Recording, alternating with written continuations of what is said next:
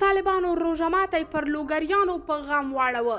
لوګر ښار کې د موټر بم برید په پایله کې بېحده دردونکي ډېر تلفات. له لوګر څخه راپورونه وایي چې د دغه ولایت په مرکز په یوې چاودنه کې 30 تنه شهیدان او تر 500 ډېر زخمیان شوي. د لوګر امنیه قماندان مال پاسوال فیض الله غیرت امریکا غږ ته وویل چې د موټر بم دغه چاودنه برید د جمعې په ورځ داسې مهال شوی چې خلکو روژه ماتوله.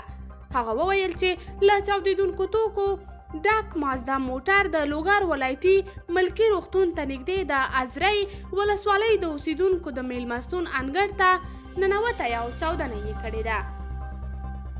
ښاغلي غیرت زیاته کړه چې د چاودنې له کبله د میلمستون ودانۍ ناسته ده او پکې شته کسان چې د 100 په شاوخوا کې دي تر خاورو لاندې شوي دي.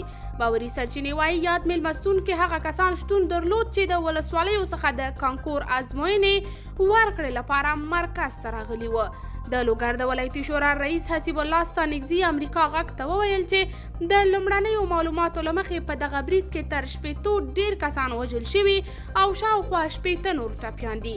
د پیښې عیني شاهدان وایي چې چاودنه د استوګنې کورونو په منځ کې شوې او په قربانیانو کې د ښځو او ماشومانو راپورونه هم ورکړل شوي دي.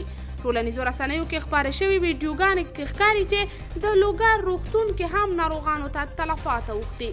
د پل علم ځینې اوسیدونکي وایي چاودنه دومره زوروره وه چې غږ یې تر ډېر لرې اورېدل شوی او شاوخوا ودانیو ته یې هم پوره مالي خسارات اړولي دي. قدرمنو لیدونکو، تاسې د طالبانو دې وحشیانه عمل په اړه څه غبرګون ښایئ؟ له موږ سره په کمنټ کې شریک، ویډیو لایک او چینل هم در سره سبسکرایب کړئ.